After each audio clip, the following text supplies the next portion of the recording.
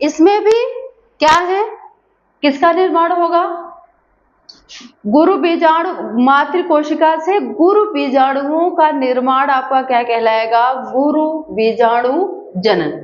और ये गुरु बीजाणु जनन कहाँ होगा, आपको जब मैंने ये बीजांड पढ़ाया था, ये आपका बीजांड, आपका बीजांड नहीं, फूल का बीजांड, ठीक है।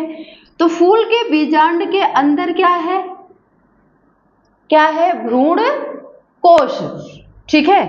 और इसके चारों तरफ मैंने क्या बताया था, यहां क्या है, यहां है बीजांड काय, बताया था। तो बीजांड काय के बाहर के आवरण को क्या बोलते हैं, अध्यावरण, इंटेगमेंट, ठीक है। तो जब आपका ये गुरु बीजाणु बनेगा, हम क्या पढ़ रहे हैं, गुरु बीजाणु जनन,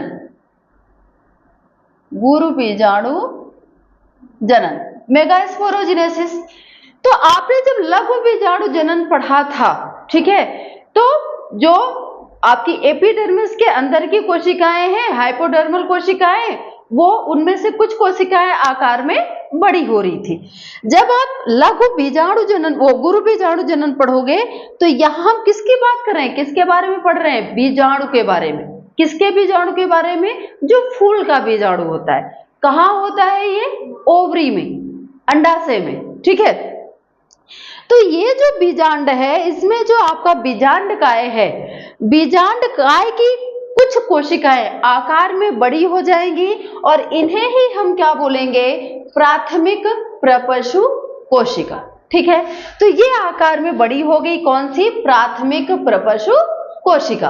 अब ये प्राथमिक प्रपशु कोशिका डिवाइड होगी, आपने पहले लघु बीजाणु जनन में जैसे पढ़ा है। तो प्राथमिक प्रपशु कोशिका जब विभाजित होगी तो क्या क्या बनाएगी, क्या बताया था, क्या क्या बनता है इससे,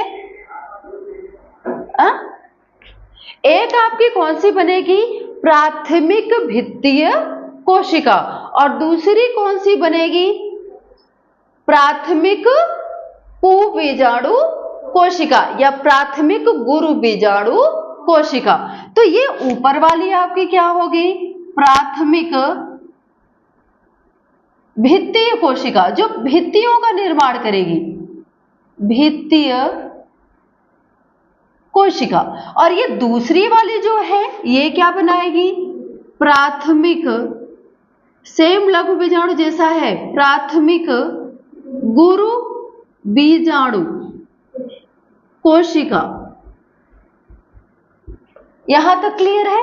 प्रपशु कोशिका विभाजित हुई, प्राथमिक भित्ति कोशिका बनाई, फिर प्राथमिक गुरु बीजाणु कोशिका। अब फिर से यहां पे देखो, ये प्राथमिक भित्ति कोशिका भी 2 से 3 स्तरों में डिवाइड होगी, लेकिन इन स्तरों की यहाँ पे कोई भी जरूरत नहीं है, सिर्फ ये स्तर ही बनाएंगे।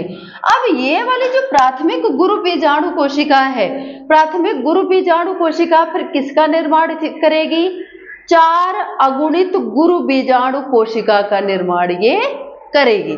कौन सी, प्राथमिक गुरु बीजाणु कोशिका, ठीक है। तो यहां पे क्या बनेगा,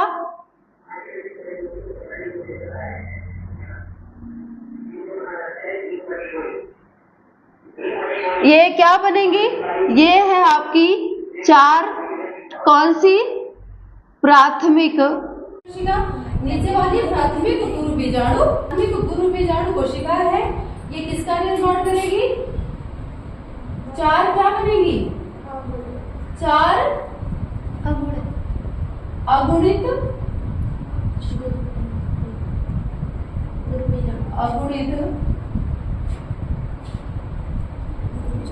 गुरु बीजाणु कोशिका, ठीक है। अब ये डेवलप हुई।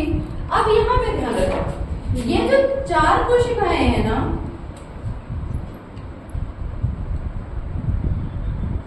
ठीक है, सक्रिय गुरु बीजाणु कौन बनाएगा, जो ये प्राथमिक गुरु बीजाणु की 4 कोशिकाएं हैं, उनमें से जो क्या हो गया,